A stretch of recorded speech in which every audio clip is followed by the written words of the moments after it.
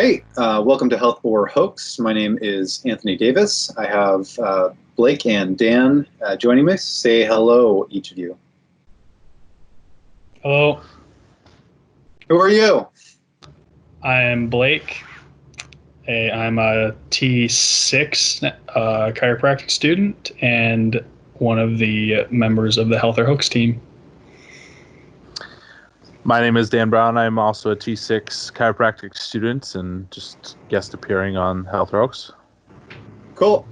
Thank you guys for reading this paper, and I think this will be an interesting discussion. So I'm going to go ahead and share my screen. You should be able to see the paper now. Can you see it? Yes. Excellent. Yep. Cool. So this is the first in a series of 3 papers published by the Lancet on low back pain, and we are all chiropractic students, and we're trying to understand low back pain better. So we're going to go ahead and give our general takeaways from this article. But keep in mind, we're students. We're trying to understand this. So if you have a better understanding of a particular point, please share it with us in the comments, etc. Because this is again an exploration. We're trying to understand this. We're trying to summarize things so that whoever you are watching this, you might be able to better understand some important concepts regarding low back pain. So we're going to start off by simply each of us will give 30 seconds or less. Why is this paper important to you? What did you get out of this paper in 30 seconds or less? So I'll start off. My summary from this paper was we go through, we understand what causes low back pain. More importantly, we understand that in most causes of low back pain, it's really difficult for us to isolate a single specific cause of that pain, and that low back pain is the single, I believe it's the largest cause of disability in the world, and that might come as a surprise to a lot of people. But so that said, understanding the nuances of low back pain seems like it has some really, really wide-ranging impact on our economy, on disability, mental health, physical health, etc. So this is kind of like a launching off point to try and understand that topic. Cool. Blake, what did you get from this paper? Yeah, so my main takeaway is that low back pain is super complicated. I think that a lot of times practitioners and other people in the healthcare field, like trainers and massage therapists and whatnot, try to be like, okay, you're in pain because your psoas is weak, or you're in pain because you're squatting wrong, or they try to pinpoint a very specific thing. I think this paper made it pretty clear that that's just not the case. Low back pain is very complicated. It takes into account how you view pain and how your culture and your socioeconomic status, and we really need to look at the person as a whole when we're assessing their pain and not try to pinpoint it down, with the exception of a few instances they gave with red flags, such as cauda equina, and we'll get into that later on. And then my other big takeaway was that we're not getting better at treating low back pain. Low back pain incidence has gone up quite a bit in the last 15 to 20 years. So we need to make some kind of change in how we're dealing with this.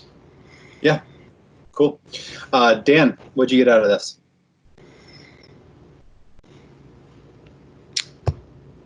Dan, you're muted. Calling Dan Brown. There we go. Yep, there we go. Sorry about that. Let's hear it. Yeah, so very similar to what Blake was saying. Really interesting to see how the multifactorial component of low back pain, it's not just a biomechanical issue. A lot of the times there's more that's going on than just a disc bulge or impingement on the nerve roots or anything like that. Like, there's a lot more to it than just that. What was really cool about this paper that I really enjoyed is they took as much data, not just from high income societies like the US, but societies like countries in Africa and Asia and the Middle East who are lower status from an income standpoint, and tried as best as they could to compare these cultures and demographics. So I found that very interesting about the paper, and really helpful to not just take a look at where you're at, but look at it as a global phenomenon, because it does affect globally. I think what was really interesting about this paper too that I got out of it is that we treat low back pain as a disease. Rather, it's a bunch of symptoms, not a disease, and the paper was pretty specific on that. One other thing that I got out of it that was really interesting is that low back pain a lot of the times will reoccur. We'll get into this a little bit later within the year if you've had an incident causing low back pain, and so the recurrence of it is a natural process of that healing. And so very interesting, very good study on kind of tying in all these many different factors, the bio, the psych, the social, and trying to explain what low back pain actually is. Yeah. Cool. All right. And might I say, Dan Brown, your lighting in that room is on point. So is it? Good. Yeah. keep it up. Well, okay. So all right. So right off the bat, they're introducing this term, this non-specific low back pain business. We already commented, by the way, on saying low back pain is the #1 cause of disability in the world. That's insane. Mm-hmm. I don't think that a lot of people who aren't chiropractic or PT students or somehow in healthcare, I don't think a lot of people would guess that. If I made like a multiple choice question, like what's the largest cause of disability, low back pain, I don't think would be people's first pick. So yeah, that's crazy. We got to be good at it. We got to be able to figure this shit out. So they introduced this non-specific term. This term is, I think, the subject of a lot of controversy. But just to sort of define it real quick, basically, it's rare that we can narrow a person's low back pain down to a single specific cause that we are like really, really, really confident about. More likely, we can sort of rule out some of the more serious potential causes of low back pain, and then by exclusion, we're left with this, this range of possibilities where it's like, well, yeah, it could be this, facet, or it could be this, muscle that's irritated, or a ligament, or whatever.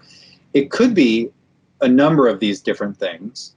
And even if we think it's more likely to be this muscle or this ligament, we're still kind of guessing. And so we come up with this term non-specific, meaning I think it's just like an acknowledgement of what we don't know.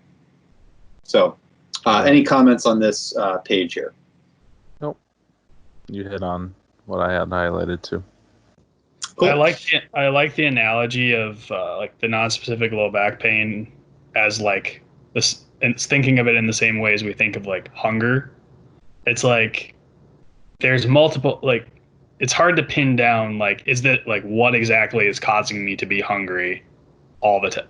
Because like sometimes you're not hungry at all, and then you see food and then you're hungry, but I ate 2 hours ago. Like it's a complicated thing that is probably being influenced by multiple different things. And like it's not like when you say non-specific, like one thing to make clear is that we're not saying it's like, or they're not saying that it's like not important, or there's no cause, or it's all in your head. It's just like acknowledging the complexity of it. I'm sorry, Blake. Are you saying that hunger isn't just caused by ghrelin? Yeah, right. It's just ghrelin. Just But when you smell the food that your parents made growing up in the household as comfort food, you're gonna start salivating every time you smell it. Right, whether I've got that ghrelin circulating or not. Correct. Lasagna is always going to make my mouth water. Alrighty, I didn't highlight anything on this business here. This is kind of like that cup overflowing factor, like analogy of. Correct. It's like you just add if you have a cup and you've got water in the cup and you add a bunch of different rocks. Like one rock might be you damage some tissue. One rock you added in a glass of water might be like psychological factors. Another rock is your social factors. Another is your genetic factors, whatever. And then eventually the water overflows from the glass, and that's when you have pain. So pain is this experience that results from all these things that kind of compile on your life. So you can't, Right, and that's a Greg Lehman analogy. One of the things that he talks about too is that when you are dealing with pain, you can either build the cup up to absorb all the influx of material, or you can stop the flow of the material getting into the cup. So that's kind of the two arguments for how to treat people with any sort of pain. That's a good point. Get a bigger cup or stop putting rocks in your. Okay, so what is low back pain? So Dan, I think you mentioned this a moment ago. Low back pain is a symptom. It is not a disease.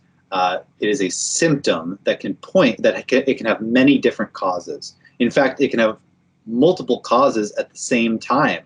Oh man, well that makes our future jobs really hard. And then they do these studies. Yeah, or interesting. That's true. Yeah. It's more of a detective sort of experience. So they define it as low back pain is mostly defined by the location of the pain, typically between the lower rib margins and the butt creases. Commonly accompanied by pain in one or both legs, and some people with low back pain might have associated neurological symptoms in the lower limbs. Well, then you have all these studies. This is one point that I find difficulty with this non-specific low back pain, is that you have all these studies that include a bunch of people, and then they test like an intervention for what they call non-specific low back pain. They test giving these people exercise versus having them, get their backs cracked, or doing some, soft tissue release therapy or whatever, acupuncture, you name it. They compare these things and they all get the same results. And we've already acknowledged that people falling under this category of non-specific low back pain, it's not that they don't have a cause of their low back pain. They do have a cause. They probably have multiple contributing factors to their low back pain. So I was suggesting in a group that we're involved in the idea of this, maybe terming it multifactorial low back pain. But if you have a group that's already not homogenous, you start with a group of people that have a diverse range of causes and influences, and then you try to randomize their treatment, I guess it's not surprising that they have the same outcomes. So I'm struggling with the idea of non-specific low back pain for that reason. And I would be really interested to see maybe if there are some. I'm sure there's plenty of literature on this. I just haven't read it, but I'd be interested to see what are the attempts that we've made to subcategorize non-specific low back pain and look at we think this is a ligament and this one's a muscle, and what if we treat the supposed ligament versus the supposed muscle differently? Yeah. I think I've heard from other practitioners who are fairly evidence-based. In this example, they were two MDs, and they kind of spoke about non-specific low back pain as back pain that just tends to get better on its own. Because like it talked about somewhere in this paper, typically low back pain will go away in a couple weeks, but then if that oftentimes reoccurs later on that year. Right. But I would logic out that that probably reoccurs in people who didn't change anything about their life. Yeah. They didn't get in better shape, they didn't lose weight, they didn't so obviously it's going to reoccur because you're continuously exposing yourself to whatever caused it in the first place. Right. Yeah.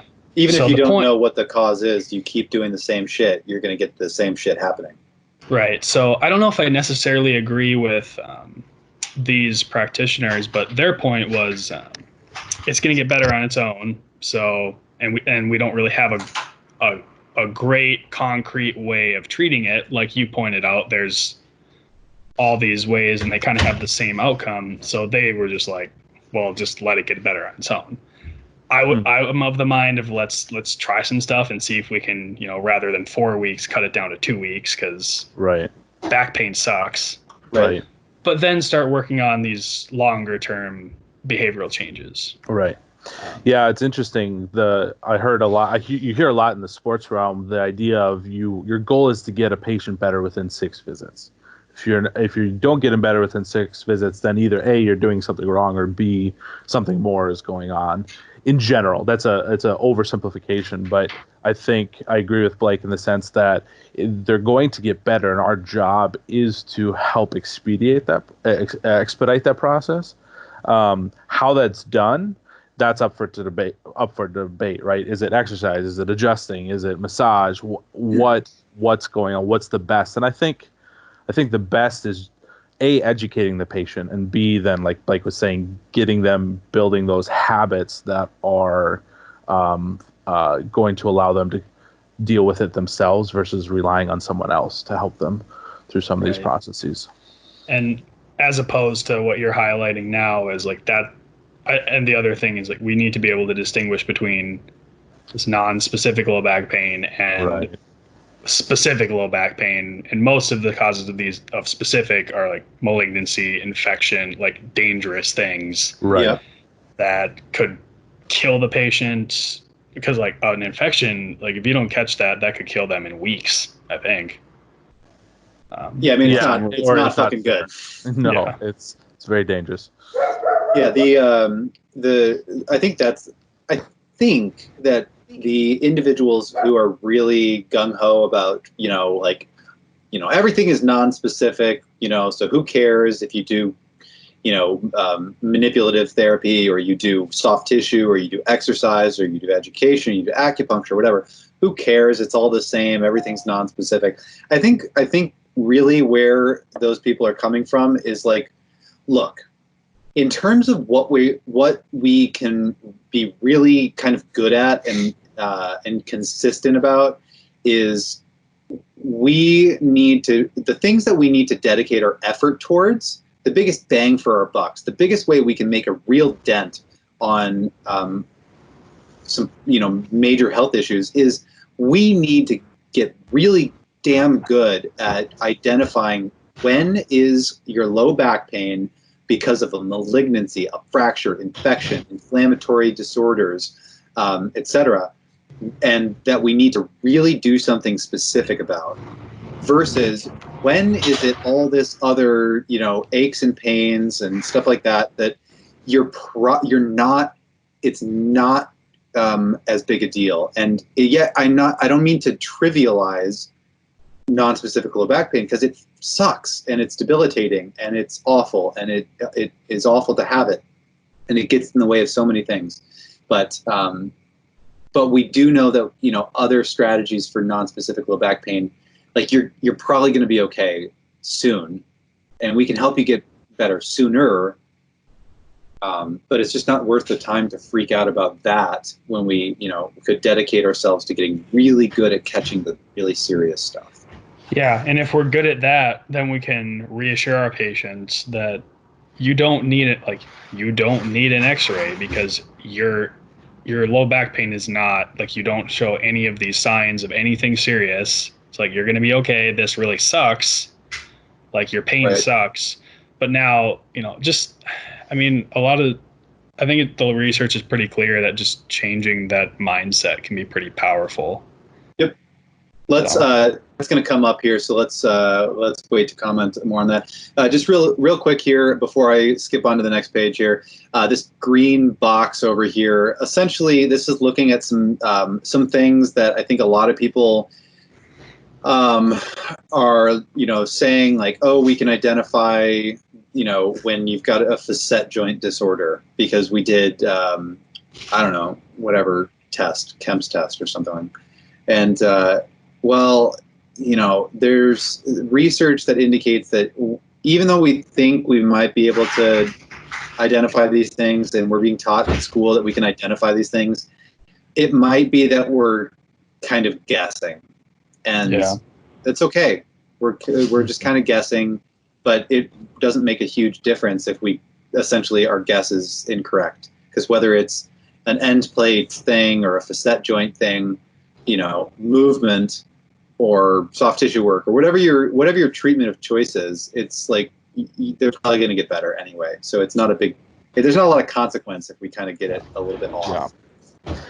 To add to that, like, it's not just a guess, it's a guess based off of the most likely outcome or the most likely risk, right? It's not just, oh, we're pulling something out of thin air, right? No, the statistics show that, your low back pain, if you don't have these red flags, is going to get better within 6 weeks. But again, it's still a guess. We don't know the specifics of what's causing it.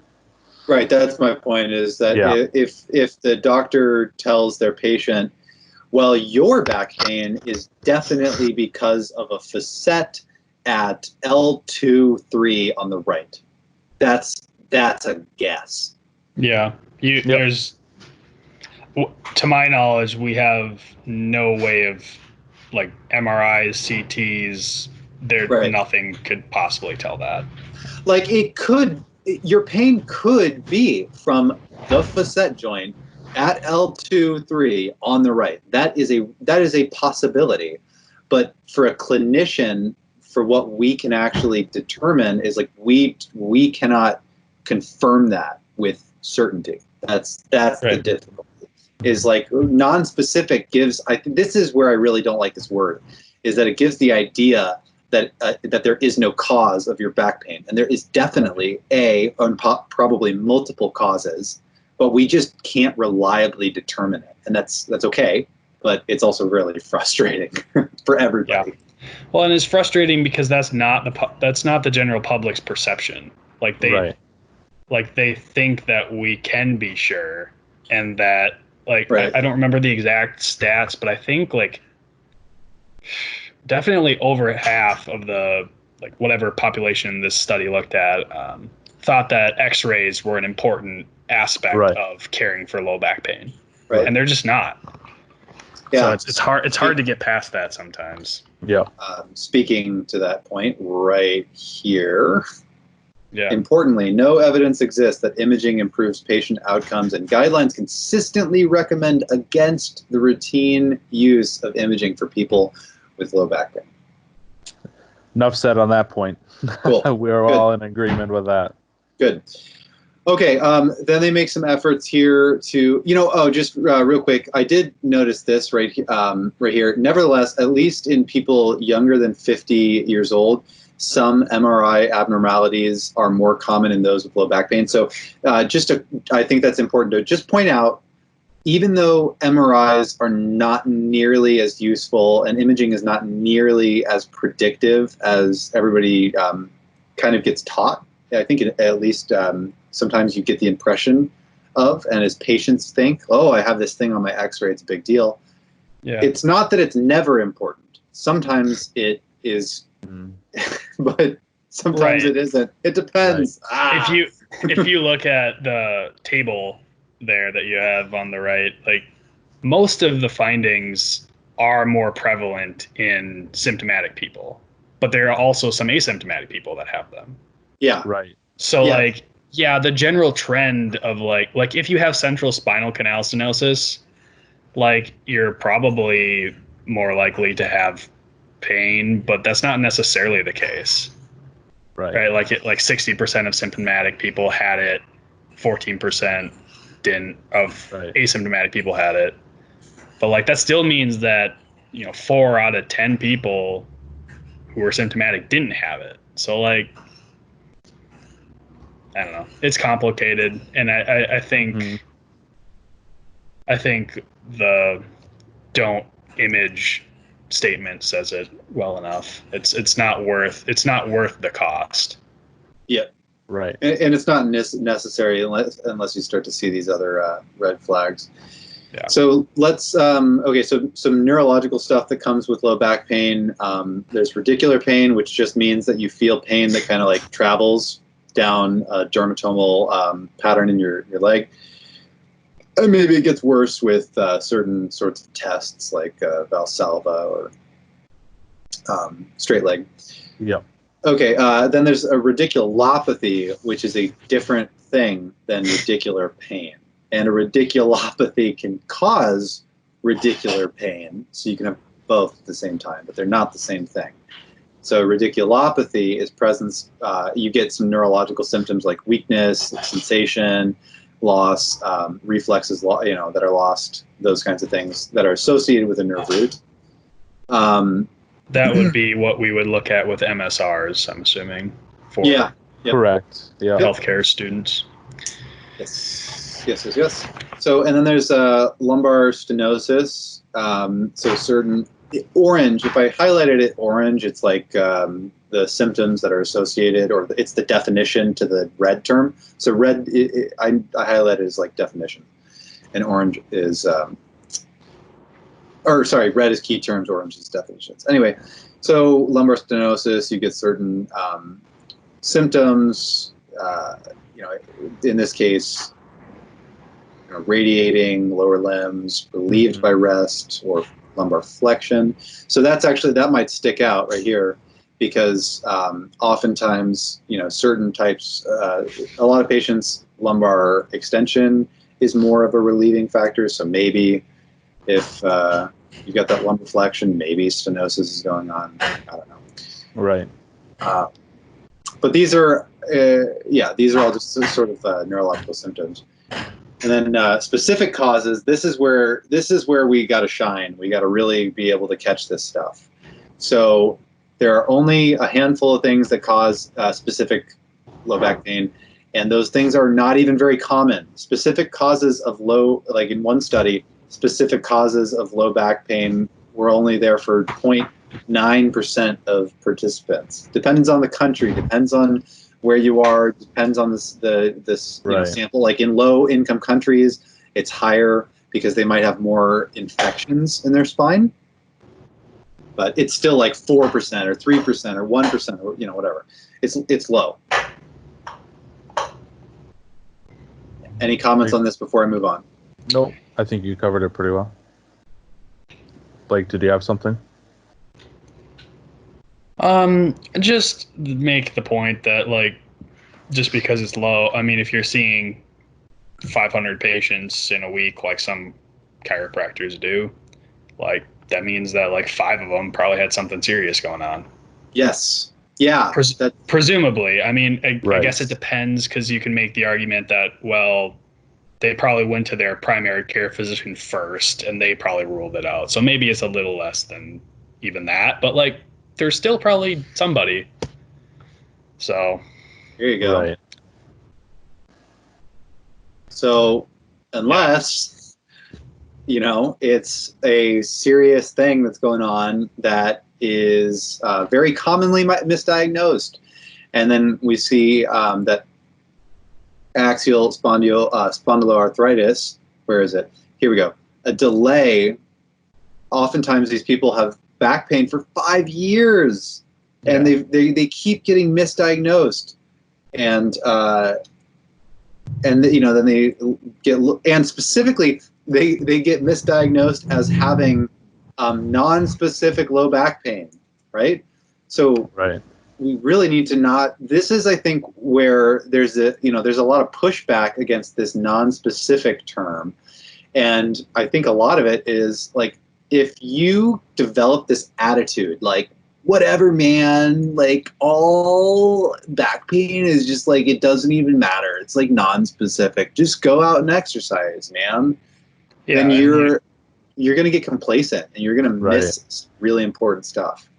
Yeah. And like, based on this state, like effective treatments are now available. And I recently listened to a podcast with one of Australia's top rheumatologists, and like they're like apparently like the drugs for these things are getting really, really effective. So like they've had this back pain for 5 years longer than they should have. Like they could have we could have fixed this. Right. And like that's a huge deal. Like 5 years is a big chunk of your life. You would think that someone would have caught that over 5 years. I mean, if you're having consistently, you can have the rare case where that non-specific low back pain could be reoccurring due to work environment, stress, social but like 5 years is an extremely long time to be having any kind of pain. Right. But if you are a younger, healthy looking male who has ankylosing spondylitis, who just is stiff in the morning and then gets better with activity. Right. I mean, and you go to a chiropractor who's like we would probably practice in the future, doesn't routinely take x-rays. Like if we're not asking other questions, that I would just tell them to exercise and move. Right. Because the movement makes it feel better. Right. Right. Yeah. So, this right here. Their symptoms look like a condition where it's like, oh, well, duh, just keep exercising. But I am not well versed enough on this condition to know what to do with this other than a referral. But the point is that it's like, it could be very easy to fall into a trap of like, all right, well, they have they've got chronic back pain. They're depressed. They're fucking, frustrated because they keep having pain, and they're just, developing disability and, whatever. And we misread it. We start to think that it's more of a psychosocial maybe phenomenon because it's chronic and they're afraid and all this stuff. And it can be both. They can have fear avoidance. They can have those things, and they can also have axial spondyloarthritis.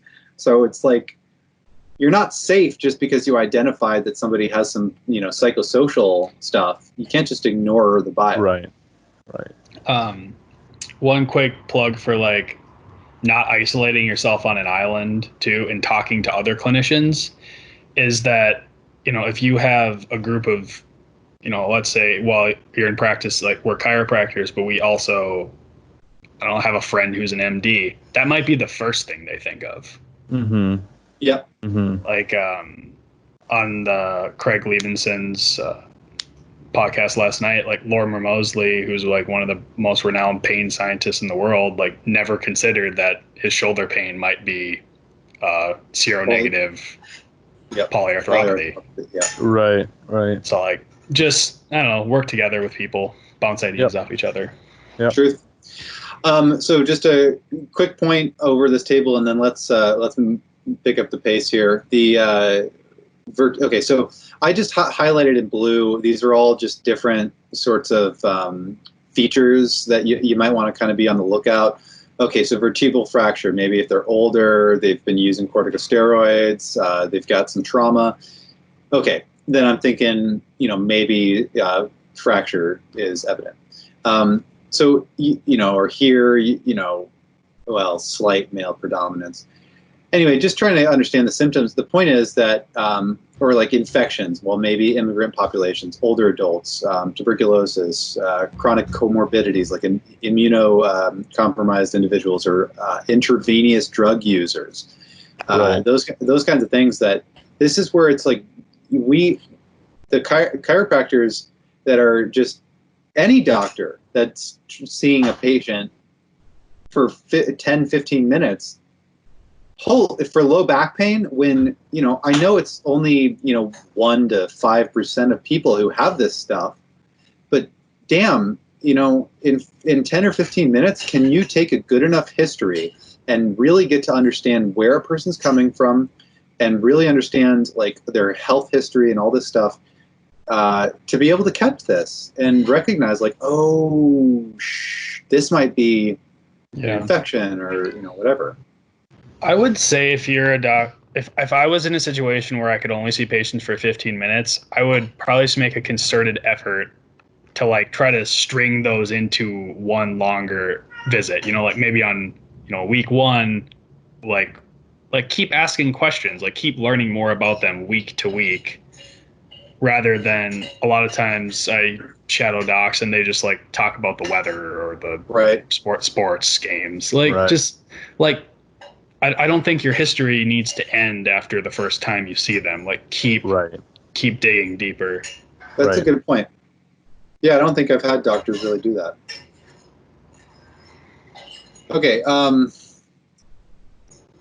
Yeah, so just another comment on the red flag situation. 80% of people with acute low back pain have at least one red flag, despite less than 1% having a serious disorder. So it's like, being old is technically a red flag. Okay. Mm-hmm. Well, being old and having a fall recently. Oh, now, being old is more relevant because they just fell, whereas like a 15-year-old who, had a little spill at their soccer practice, probably not as big a deal. So you got to kind of put the pieces together and take a good history and understand where they come from. Right. Yeah. Big picture look. I think the highest, the most reliable red flag is clinical suspicion by the doctor, is what a recent study showed. I don't recall the name of the study, but yeah, you should look for that. So like if you're like something seems wrong, then maybe dig into it a little bit more. Yeah, that's where you got to develop over years the intuition. Right.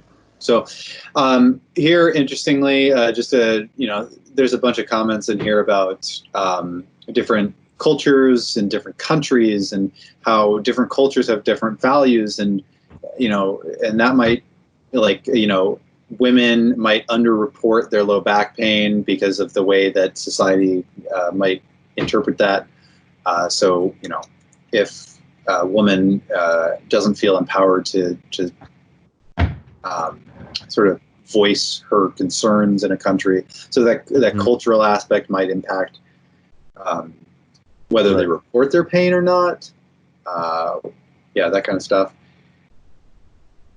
Again, number one cause of disability globally.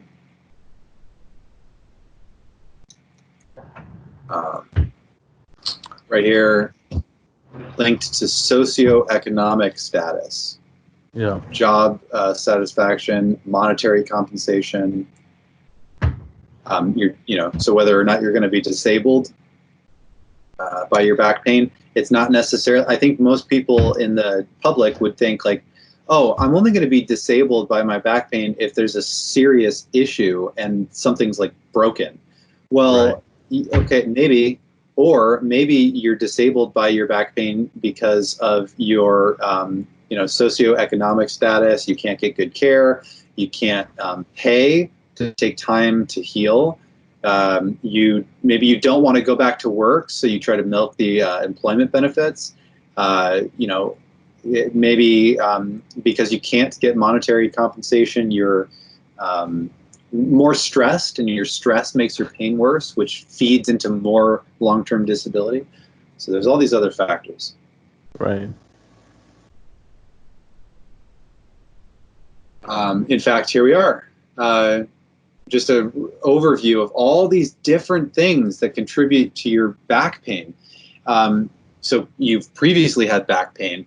How bad is your back pain? Do you have symptoms in your legs? Are you overweight? Do you smoke? Are you active? Are you depressed? Are you catastrophizing? Do you think that this is the end of the world? Are you afraid of moving? Are you doing a lot of physical labor? What's your educational status? That might be a weird one for people to hear, but a person's educational status makes a difference in their health choices, and how we educate patients about their back pain matters. Compensation, work satisfaction. So all of these matter. And I think maybe when we do a treatment, we're impacting all of these. Like if we say, like, okay, go be more physically active. So that's our treatment. We say, all right, go exercise. Well, maybe exercising makes them lose weight. They have to stop smoking. Maybe their pain goes away. We've educated them on what back pain means and on healthy habits. Maybe they develop more effective loading strategies and they understand how to progressively overload so that their body can handle more. So they make their glass bigger, as Dan pointed out in that metaphor earlier, etc. So this might have a snowballing effect. So maybe that's why all these different, at least for non-specific low back pain, maybe all these different treatments might be effective because they might all kind of interrelate. Yeah, it all seems pretty woven together. The one that I think is interesting, and we don't need to talk about it extensively, but the fact that getting more work compensation, like more like if I injure my back and I get, $5,000 a month from my company for being on sick leave, like that incentivizes me to continue to stay disabled. Yep. Like, I just think that's like a really hard. I just want to bring up the fact that that's like a really hard balance, and I don't really know how we deal with that, because obviously we need to help people who are disabled, but how do you do that? How do you do that without incentivizing them to continue to be disabled? Right. This was really interesting in the Netherlands. When I read that, I was like, did I misread that? So the costs associated with low back pain were substantially reduced after a change in legislation that reduced disability pensions. So they actually, in the Netherlands, they reduced the benefits for disability, which is like the antithesis of what I normally think of with, like Netherlands, like it's all very socialized and everything. And they reduced benefits and they got people better, which is a funny thing. But I guess that does make sense. It's like, don't make it good. And this is the one and only thing I've ever seen or heard Dr. T in our school say that made any goddamn sense at all, which was that she was talking about Chinese medicine and how all the medicine always tastes terrible. And it's and that there's this mentality of like, being sick should not be, the time to pamper somebody. Right. You don't want to make them enjoy being sick.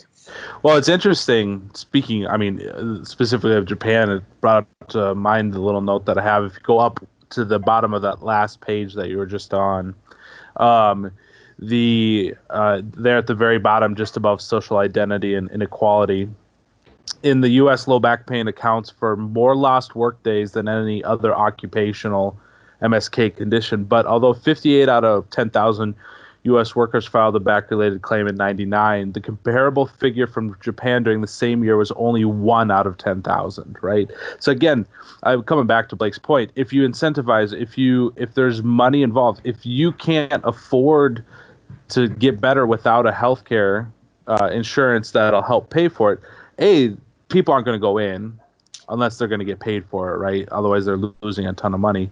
B, if the culture is saying, "Oh, you should go in because you are getting paid," I think it's something that we have to combat on a regular basis, and we have to be aware. We have to be aware of people faking it in the office. I mean, multiple professors. I don't even think they're faking it.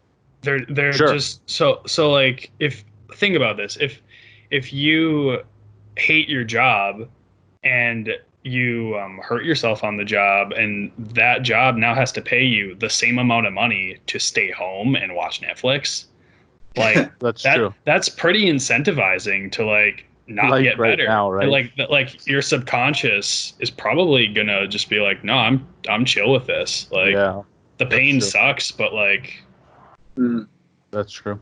I think you would subconsciously bias your activities towards not getting better. Yeah. That's interesting. This is more of a conversation we should have at some other time, but it just reminds me of the arguments for or against universal basic income. I don't want to get into this as a political thing, but because a lot of people are like, well, if you just give people money, then they're not going to want to work. But then I've heard, so correct me if I'm wrong in the comments. Tell me I'm wrong. But, I've heard that when you look at countries that do a universal basic income or places where they've tried it out, they actually don't see that. They don't see people staying home. They actually, end up going out and getting jobs. But anyway, that's a totally different conversation, and we can get really sidetracked. So let's not do that. Okay. The economic impact is huge. We have the highest costs because we suck at treatment. So let's stop sucking at it. Right. Patient education. Why did I? Strong evidence. Scroll up more. The natural history. I think it's just important to point out that where does it talk about it? This is why I highlighted that. Yeah. Most low back pain get better within 6 weeks. Right. Yeah. Which I would argue if you can get them better in 3 weeks, that's better. Sure. But if we don't change it long term, like we talked about earlier, 33% will have a reoccurrence, which is pretty high. Yep. So an important point, because patients are going to want to know, when am I going to be better? And if it comes back, then they're going to be pissed. But they're going to think you failed them. So I think it's important to set realistic expectations and say, look, right. Most people, it's okay. We're on a journey, and it's entirely possible that and likely that your pain is going to resolve on its own. We can make it resolve faster, maybe, if we want to try this or that. But that it's not like you're just going to only improve from here. You're going to improve, and then you'll have some peaks and you'll have some valleys and some plateaus. It's a journey, and it's not like you're just going to never ever have pain again. And if you do have pain again, because you might, 33% of people have basically a flare up within a year, and that's okay. It doesn't necessarily mean that you've damaged yourself. So it's okay to expect that you'll have some discomfort and you'll have some relief, and it's a journey, and we're on this journey together. I loved the way that Lorimer Moseley put it in the webinar the other day. Wow. That was really good. Okay, so risk factors, again, this is why we take a good history. Recognize risk factors. Depression is a risk factor. Smoking, obesity, activity, genetics. Interestingly, just to push back against the posture doesn't matter people, awkward posture, heavy manual tasks, and being distracted during an activity. These were increased risk factors. Bending, oh my God, posture matters. Tasks that are physically demanding.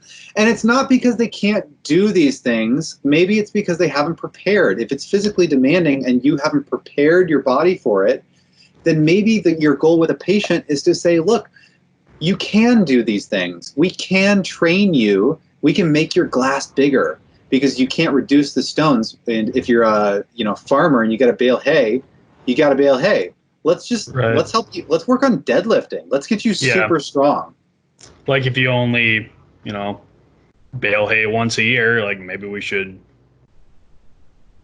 condition throughout the rest of the year, Yep. Yeah, so that when you have to do it, you can take it because you're awesome and you're strong. Bingo. Stuff that I think has been beaten to death. Yeah, pain cognitions. Pain, your mental state impacts your pain. Definitely. Socioeconomic status, not having access to, high quality care, having lower educational status, not making a lot of money, not being able to pay for quality care, not being able to pay to take time off of work if you need to. Right. Not being able to do a lot of those activities that we said were healthy, like exercise. Right. I don't know this for sure, but I would guess that lower socioeconomic status positively correlates with smoking. It does. It's actually in here somewhere. It does. So a lot of those risk factors probably it's probably a complex interaction between all those within socioeconomic status. If you go back to the psychological factors, I have a note here that I want to highlight.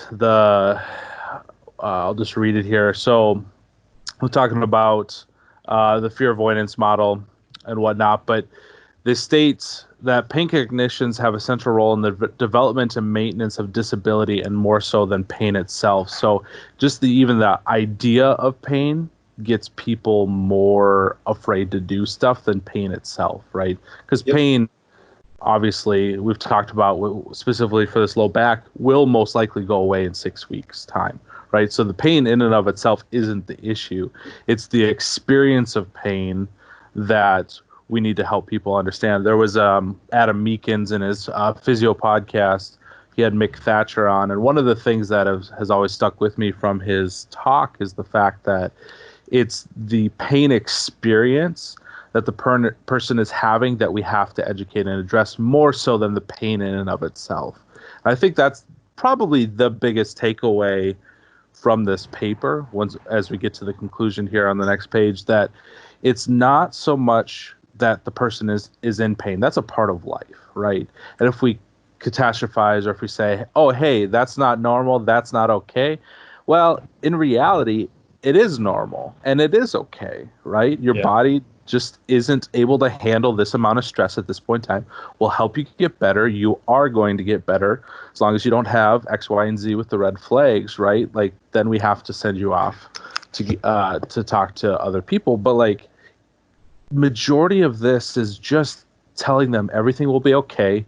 Your body's resilient. Let's move forward. It's a cognitive process more so than a physical bio process, right? That's just not something we do very well nowadays. The docs everywhere, it's like, oh, your back's out or you're misaligned, and it's just like, no, that's not the issue. That just turns these like you said, human experiences into pathologies, right? And you can convince yourself that you have a pathology and that you're disabled. Yeah. Especially if a doctor tells you so, because they're in a position of authority. Right. And that's just irresponsible on our part. Like, there's really no excuse for that. Yep, I agree. Yeah, and even like, just because I can hear the chatter in the back of my head of people who are saying, well, yeah, but it's not like all pain is in your brain, and sometimes you do have tissue damage, and so if you tell somebody their pain is in their brain, that's just as damaging as telling them that their hip is out. I think that this is where we have jack shit for training and how to effectively communicate with people, and that sucks, because if we understood how to communicate with people, and we were a little bit more sensitive to that in our educational path, then we could communicate an idea if there was a structural thing that we thought was legitimate. There is a way that you can communicate. I'm not saying I have that way, but there are people that I've heard who are amazing communicators that can communicate an idea that could, if you communicated it wrong, sound like really a bad thing. Oh my God, your spine is falling apart. It's out. It's all cattywampus. Your spine sucks. Right. But there's a way to say that there is something happening in your spine without freaking a person out. Because I think patients, people who are, I was going to say people who don't have healthcare education, but even like most of our classmates probably think of the spine as prone to injury, as frail, as this thing that's just going to get broken. And it's not. It's strong. Which makes no sense, because whether or not you're, evolution or intelligent design, whatever, this structure is designed to protect one of the most important things in our body. Why would it be fragile? Yeah, it makes no sense. It makes no sense. Like, yeah. And gosh, you want to talk about the biological, architecture of the human spine. It is absolutely incredible. It's basically a truss system. Like, you see these suspension bridges with all these wires and all this amazing geometry. The geometry of the ligament structures and the muscles and everything in the spine is amazing and resilient, and it's shaped in such a way that it can deal with some really insane types of forces and jumping and landing and twisting and bending and just crazy shit that can happen to a spine, and it can bounce back. So yeah, there's a way to communicate that, hey, there's something going on with the spine, but it's like, it's okay. I don't know how to do it, but there's got to be a better way to communicate that stuff. Anyway, that's pretty much it for the whole article. There's a brief section on the limitations. No single article is the Bible of low back pain. So there's more to it. There are 2 more parts in this series, and we'll explore those later. Once again, low back pain is the #1 cause of disability in the world. Oh my gosh, we really gotta do better on this. When I read this paper, and I entered chiropractic school, and people were talking about, oh yeah, chiropractors, we're like in the really amazing position as chiropractors, or for us future chiropractors, to be the experts on low back pain. That's one thing that chiropractors have the ability to really just knock out of the park and and really make a dent in the global burden of pain and disability.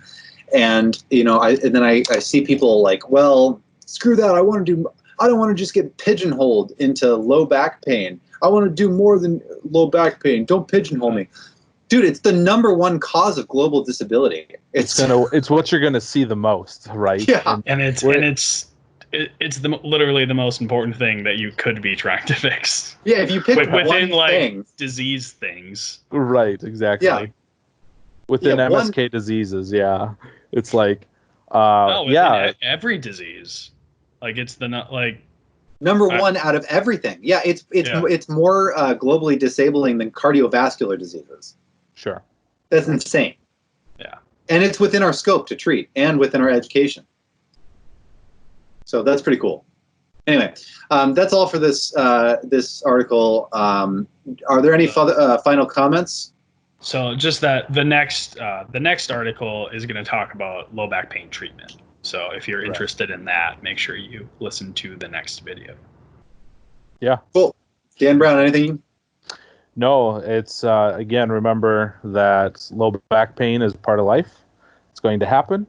Go see your local chiropractor or MSK specialist and know that everything's going to be okay. MSK is musculoskeletal, in case people are watching and don't know the go see a good yes.